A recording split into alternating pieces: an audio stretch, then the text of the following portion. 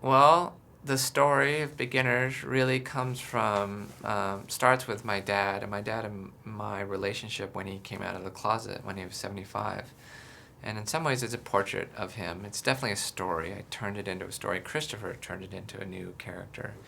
But when my dad came out, we had a much more hot, engaged, real relationship. We talked about love a lot. We talked about relationships a lot. We had these wonderful arguments about what's possible in love, and him coming from his perspective of being born in 1924 and living through all that, and me from my perspective being born in 66.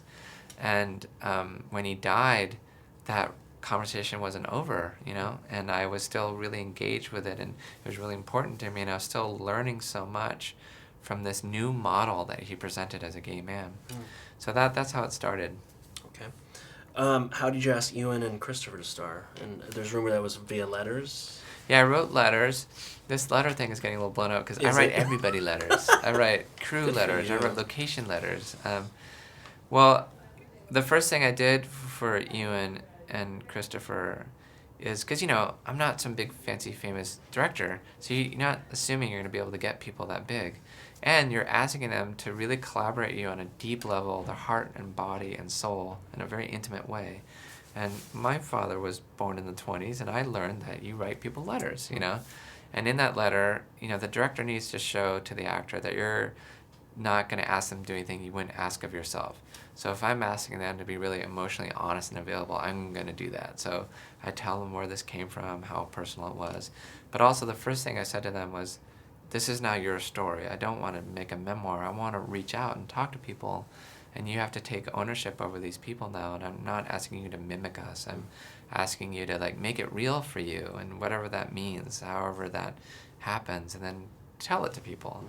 Mm-hmm. And did Mélanie lobby for her role via email? Was that... we had some...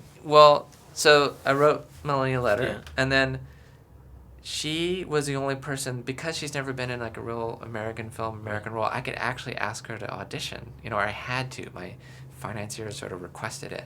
And she was like, I hate auditioning, and I get that. It's really vulnerable making for an actor to audition. So, and this is all back and forth in emails. And I said, Mélanie, just do whatever you want. Don't worry about doing it right, or just because she's a writer-director too. She's a filmmaker. She's really interesting. So I was like, do whatever you want. Just play. So she made a little short film with music and different scenes. She showed a dog, a plastic dog, and she put my subtitles on it. There's a bunch of shots she's not even in. She did costume changes. And I was like, ooh, that mind, that was daring. That was cool. She edited it really interestingly, and her performance is really intense. And I was like, oh yeah, how could you not want that? Right. Yeah. And were the financiers on board? Oh, they loved it. Yeah, Leslie Erdang really loved it, so it made it easy. You kind of did. And they're very brave, because there were some other people floating around that we could have approached that would have been financially safer, and they love Mélanie. You already talked about stoking the chemistry between Ewan and Christopher, about bringing it out in their own ways, portraying your story, but having them be as vulnerable as can be. How did you encourage that on set, especially between Ewan and Christopher, and Ewan and Mélanie? And well, it starts in the rehearsal. The rehearsals where you really get a lot of the meat of the relationship and the work set up, and I do all these improvisatory, experiential things.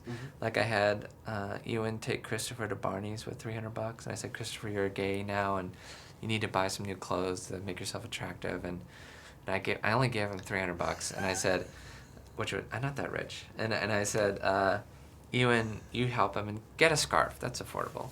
And on the way over, Christopher started getting obsessed with Ewan's skinny jeans. He's like, what are those jeans? What are those? And Ewan's like, well, the skinny jeans. And he's like, oh, they're so elastic. They're so tight. And so they walk into Barney's, and Christopher just takes off to the jeans department, and Ewan's dutifully getting a scarf. And Christopher starts flirting with everybody and spends an hour and a half at the jean bar trying on everything. And Ewan ends up buying him $1,000 worth of jeans. And that was the beginning. And that's what I wanted them to start, a relationship without me, and start a relationship that echoed Oliver and Hal's relationship. And they really hit it off. It wasn't hard. And similar story with Melanie and you and I sent them to, we all went to Magic Mountain, and they're scared of roller coasters, as am I. And that felt like a good way to talk about love, or to experience love, or to practice love, or like it's exhilarating, but you dread it, you're afraid, and you're laughing, you're crying, and that felt like, you know, it's this intense thing, and it really worked, because like before we went on the ride, they pretty much weren't talking to me, they didn't want to do it. I went in the first car, they were behind me, we take off, and Melanie got it on her flip camera, and I'm trying to get it out of her, because you hear me and Ewan screaming like women, like, ah! And Melanie, in this really low voice, cussing in English. So she was like, fuck, shit.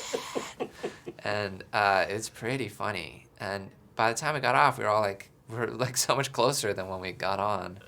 So I believe in that. And I believe they're so good. You don't want to practice the script too much. You don't want to get all the script nailed down. You want it to stay flexible and slippery and alive. Right. And so. That's brilliant. That's really brilliant. And then the most generic questions of all, what's the message you want people to take away from beginning? I have answered all this. I think the message I hope people take away, well, hopefully the film's pretty dense. Like, I really did try to, like, make this, like, dense bouquet. And I have experienced that with audiences. People really, there's a part of it that hits them. There's different stories. There's all these different couples in the film.